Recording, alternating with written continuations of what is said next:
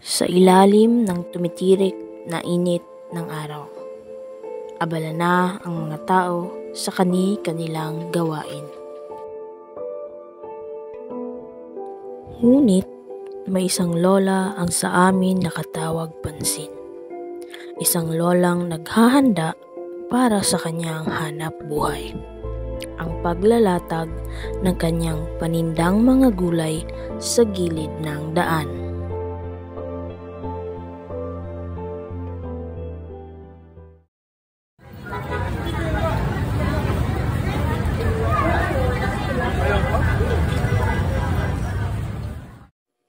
Siya si Lola Serela, 79 taong gulang na kasalukuyang nakatira sa Barangay Maganay. Dugay nakagatinda diri nay. Pag may pagkain akong mga anak day, di ko kumindor. Samot na ro nga, way nagbuhi sa akong mga... Alas 10 pa lang ng umaga, nasa gilid na ng daan si Lola Serela. Halos ginugol ni Lola Serela ang kanyang araw para lamang magbenta ng mga gulay na kanyang inilatag sa gilid ng daan. Kung sa ka nagtinda ni nay, kung sa ka nagkanang sugod jud ba? Angkat lang, Angkat. naghalin. Ya, kamusta man ang pagtinda nay? Okay ra pod, daghan pod mamalit. Narap yan mamalit. Daghan ra pod. Usahay, dagan, usahay po. Ibalik. So di pod ka malugian ni nay kay mga nangkat ra man ka. Dili man. Kaniya mga inang ako manang kuan. Then nagabot na ko dito sa muay, dispose ko na ako dito sa paglingan. Hindi alintana ni Lola Serela ang init ng araw. Habang nakaupo at naghihintay na may bumili sa kanyang mga panindang gulay. Mahirap para kay Lola Serela ang araw-araw na pagtitinda, lalo na't walang siguradong pwesto na pwede niyang mapaglatagan ng kanyang mga paninda. Anumang oras ay pwede silang mapaalis sa kanilang pwesto. Sa kabila ng kanyang kalagayang matanda na, hindi pa rin tumigil si Lola Serela sa paghahanap buhay. Bukod sa walang bubuhay sa kanya, mayroon siyang mga apo na kailangan niyang buhayin. Ang kanyang asawa ay wala na. Ang ibang anak ay maagang pumanaw. At ang kanyang mga natirang anak ay walang trabaho. Teka po kay mga anak nay. Akong anak, tinuod lang ito kabuok. Ang ikalima na kong panganak, kaluha. Ang ikaunom, may dili. Nya, Dayo, namatay ang uno. namatay. Usa na lay buhi na ko. Imong asawa nay.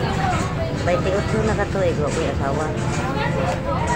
Ang nako'y apong gibuhi, nguway ginikanan. Mo nang mga kayod ko kay sa ko ipakaon. Halos 40 taon na ring naglalatag si Lola Serela ng kanyang mga panindang gulay sa gilid ng daan. Nagsimula siya sa pagtitinda sa edad na 29. Kung pagbabasehan ang kanyang edad, dapat namamahinga na siya sa kanilang bahay at hindi na nagtatrabaho dahil masama ito sa kanyang kalusugan. Ngunit wala nang ibang maasahan si Lola Serela, kaya todo kayod siya sapagkat may mga apo siyang sa kanya umaasa.